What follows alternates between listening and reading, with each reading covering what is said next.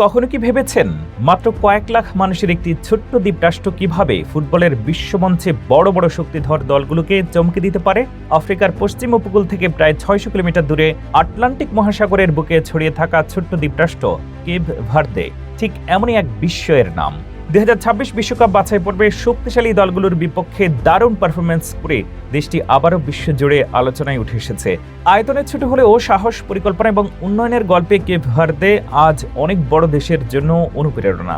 Atlantic মহাসাগরের মাঝখানে অবস্থিত এই দেশটি মূলত আগ্নেয়গিরি থেকে সৃষ্টি হওয়া ১০টি প্রধান দ্বীপ এবং কয়েকটি ছোট দ্বীপ নিয়ে গঠিত। মোট আয়তন প্রায় ৪,০৩৩ বর্গ কিলোমিটার। একসময় এই দ্বীপগুলোতে কোনো মানুষের বসতি ছিল না। ১৪৫৬ সালে পর্তুগিজ নাবিকরা দ্বীপগুলো আবিষ্কার করেন এবং ধীরে ধীরে এখানে উপনিবেশ গড়ে তোলেন। ভৌগোলিক অবস্থানের কারণে কেপ ভার্দে দ্রুতই ইউরোপ, আফ্রিকা এবং আমেরিকার মধ্যকার দাস বাণিজ্যের অন্যতম গুরুত্বপূর্ণ কেন্দ্রে পরিণত হয়। বহু শতাব্দী ধরে এই দ্বীপ ছিল বাণিজ্যিক জাহাজের একটি গুরুত্বপূর্ণ যাত্রাবিরতির স্থান। তবে ইতিহাসের এই অধ্যায় ছিল অত্যন্ত বেদনাদায়ক।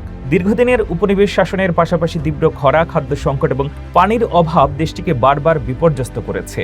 ২০ শতকে একাধিক দুর্ভিক্ষে হাজার হাজার মানুষ প্রাণ হারান এবং অসংখ্য মানুষ জীবিকার সন্ধানে বিদেশে পাড়ি জমান।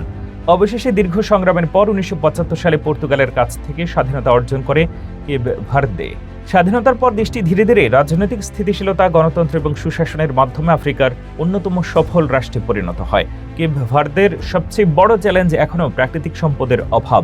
এখানে বড় কোনো নদী নেই, পর্যাপ্ত কৃষি জমিও নেই, কিন্তু তারা প্রযুক্তির মাধ্যমে এই সংকট মোকাবেলা করছে। সমুদ্রের লবণাক্ত পানি বিশুদ্ধ করে পানযোগ্য করার জন্য আধুনিক ডিস্টিলেশন প্লান্ট ব্যবহার করা হচ্ছে।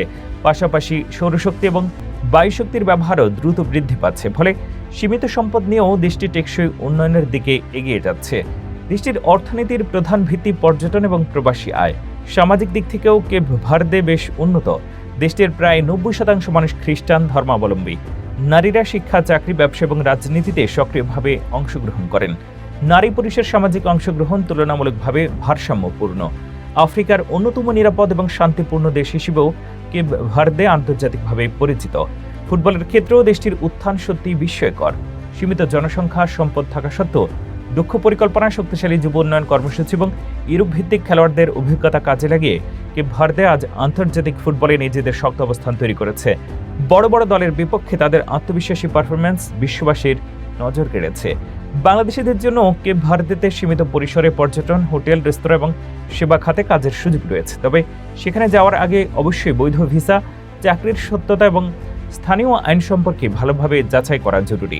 প্রাকৃতিক সম্পদের প্রাচুর্য নয়, বরং সুশাসন, শিক্ষা, প্রযুক্তির সঠিক ব্যবহার এবং মানুষের সম্মিলিত প্রচেষ্টাই একটি দেশকে উন্নতির শিখরে পৌঁছে দিতে পারে। কেপ ভার্দে তারই এক অনন্য উদাহরণ।